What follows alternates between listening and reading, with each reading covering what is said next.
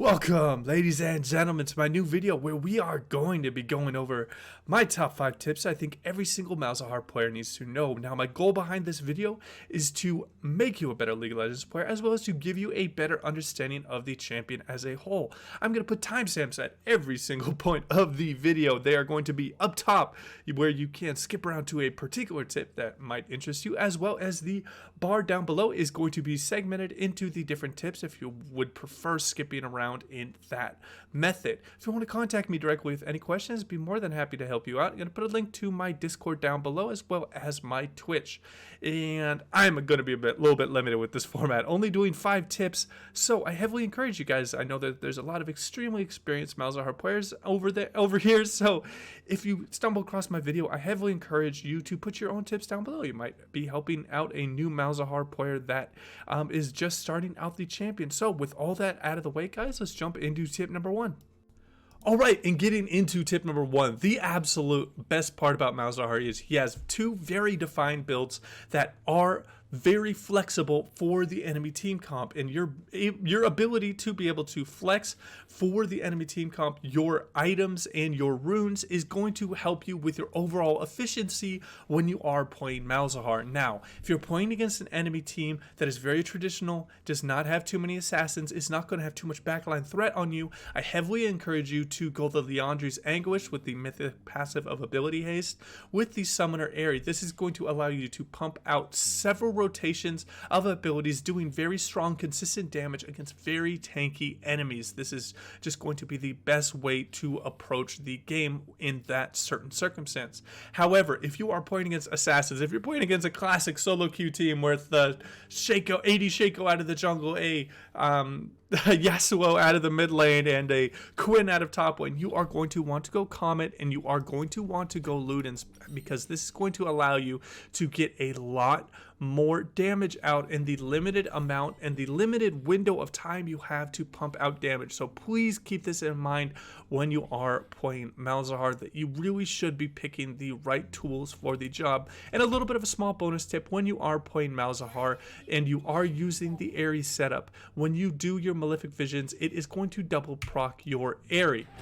As you can see here, there's the first proc that goes on, and then the second proc. However, if you are casting your Airy from max range, and then you are walking as far away as possible from your Airy, the travel time is going to be too long, and it is not going to double proc on the enemy. So what I want you guys to keep in mind is when you are using the Airy build is to at least keep the enemy in your range of vision, and it will always get that really nice double proc of the Airy per E. And then obviously you can get an extra proc of your Airy if you are able to connect a Q on an enemy that still has, I didn't get it that time, that still has the Malefic Visions up, and it keeps running, and you're able to get that nice extra proc of Airy, just getting it, throwing it out as much as possible when you are playing Malzahar. And that will wrap up tip number 1. Alright, and getting into tip number 2, we're going to talk about the biggest mistake lower elo players make, and that is not taking full advantage of the kit and how you should look to play it out. Now, obviously, you know that Malzahar suppresses the enemy target when he Rs. However, he also roots himself in place, and he disables himself from doing anything else. If you input any kind of ability command, it will cancel your R. So if you R, if you flash, if you hit your E, if you hit an ignite, if you hit a teleport, it's going to cancel your R automatically. So how you want to look to play out trades is you would look to, this would be the most ideal trade when you are playing against an enemy champion. You are hitting them with an E, W, auto. Maybe they'd look to trade back on you with the after you E and auto, and then you hit them with the Q because they're running in a predictable pattern, and then you hit them with the R on your follow-up. This is going to really make sure that the only other thing that you should be able to do when you're about to hit your R on a full damage output window is auto attack. You should have all of your abilities down, because your abilities will get a chance to recover and get a second rotation out while you are suppressing the enemy target, and they are unable to punish your power window that is very, very low because you have your abilities down. So please keep this in mind to try and get your EWQ out before throwing out your R. I know know this can get a little bit difficult when you're just looking to flash in an R and suppress someone, but you should really try to maybe flash ER onto the target at the very, very least if you are looking to lock him down. That will wrap up tip number 2, guys. If you have any questions about what I'm covering on any of these tips, please feel free to comment down below. All right, and getting into tip number 3, when you are playing Malzahar, the number one reason I recommend this champion for new players and why I think he is so friendly for people that might be auto-filled into the mid lane is his ability to push waves and not really have to worry about CSing at a very great degree, because your void spawns get so much extra damage on enemies and are able to just really CS for you. This is just going to be a great way to completely bypass that issue that you might have if you struggle with CSing. And also what this provides is a very great way to push your lane while not even being there. Throwing a EW down on the targets and rotating down maybe into a bot lane or into the top lane. Maybe you're looking to assist your jungler. Malzahar has one of the best pushes in the game, and it really helps your jungler have more effectiveness on the map. You should always be first to scuttles, unless obviously you have very, very low mana or there is some extenuating circumstances. You should always have push and prio in mid because of the effectiveness of your EW combo on the enemy minions. So you should be consistently roaming when you're playing Malzahar. How you want to really double down on this power is getting early boots. I think I had free boots in my runes. Yes, I do, and that's the reason why I don't have boots in my inventory right now. Getting sweepers, getting pink wards is really going to help augment the strength of Malzahar and fully utilizing his kit and his potential and of his very, very strong push. So always look to dump your abilities mid and then put pressure. Even if you are just ducking in the fog of war, what's going to happen is your enemy mid laner is going to constantly ping the enemy like, hey, he can be moving, hey, he can be moving. And that is exerting a type of pressure on the enemy laners. They are going to be less likely to all in your top lane. So say you've been having a run of a really bad luck of bot lanes. Your bot lane always loses. So doing this is going to really help. It is just the most basic trading. Even if you don't want to roam, push out your lane with your EW combo, duck into a bush, and moving to the bot lane side. Your enemy bot lane is going to be less likely to take all ins on your allied bot lane because they think you are roaming. So always keep this in mind, that you are able to exert a insane amount of lane pressure when you are playing Malzahar. And that will wrap up tip number 3.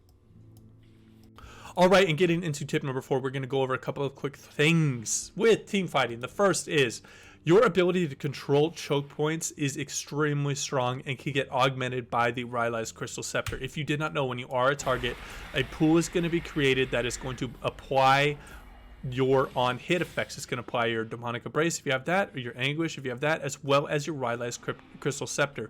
So being able to slow a team in a choke point like right here with a 30% slow can be extremely effective, as well as it does a very nice amount of damage. As you can see here, with full build, it's doing about 120 DPS on the enemies that are not even the target of your R, and that can be rather strong. Now, next up, when you are team fighting on Malzahar, you want to be in the mid to back line of your lines in the team fight. You do not want to be in the front, making it very easy for your enemies to CC you out of your ultimate ability.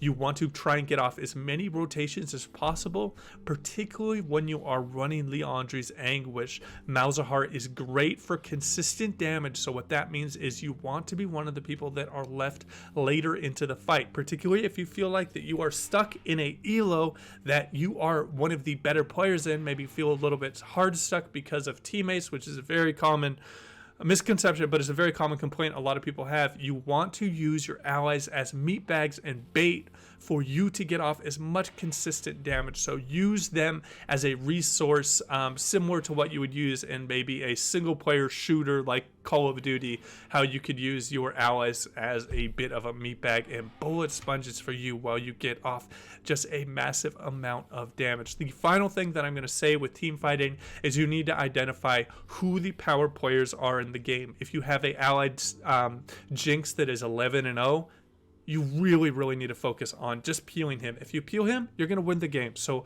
you need to be R'ing the biggest threat of the Jinx in those current team fights. Now, on the other side of the coin, if there is a enemy that is extremely fed, maybe there is a 8-0 Aurelia on the enemy team, this needs to be your R target every single team fight. And again, you do not want to position too far where maybe something coming out of their backline can CC you out of your ultimate. These are my tips for team fighting. Team fighting is such an intricate thing that really separates the good from the bad Malzahar players, because laning phase is very easy to play. So please, if you have any questions, I would really enjoy helping you guys out. And that will wrap up tip number 4. All right, and the final biggest tip that I can give when playing Malzahar and when you are looking to climb on him is you need to take full advantage of the immense amount of PvE damage he does. The easiest way to carry games is to farm as much gold as possible in games and hit the enemy over the head with a large sack of gold. This means taking as many camps as possible.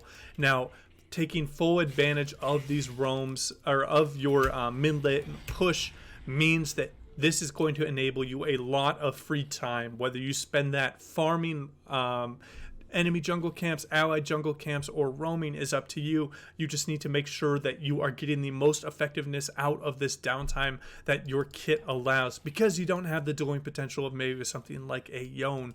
You need to take full advantage of the strengths that your champion has, and in low elo, just getting a bunch of gold and CSing better than anyone else is the absolute easiest way to carry games. So always just look to take chickens when you can, particularly if you have a very poor jungler on your team. Try and eat up as much resources as possible and that are available to you on the map when you are playing Malzahar, because this is just going to be a huge boon. It's going to flow over to other mid laners that you might try out, be like, hey, I really should pick up that style that Wolfit was talking about just trying to acquire as many resources as possible. If there's no all-in potential with your ultimate and setting up a gank for your allied jungler, try and get as much gold wherever it is available around the map. You need to look at time as the biggest resource, most important resource in the game. There should be no time where you're just waiting for a wave to be coming in and for you to EW and farm it. You should be going out warding. You should be scouting the enemy jungler out. You should be farming. You should be pressuring the enemy jungler. You should be taking their camps. You should be ganking.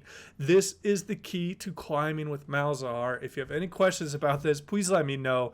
Please keep this last tip in mind, because boy, it is going to just make a huge difference in your overall gameplay and experience when playing Malzahar. That will wrap up my final tip, guys. If you have any questions for me, you can hit me up in the comments down below. And if you enjoyed the video, please remember to like and subscribe. And as always, guys, take it easy.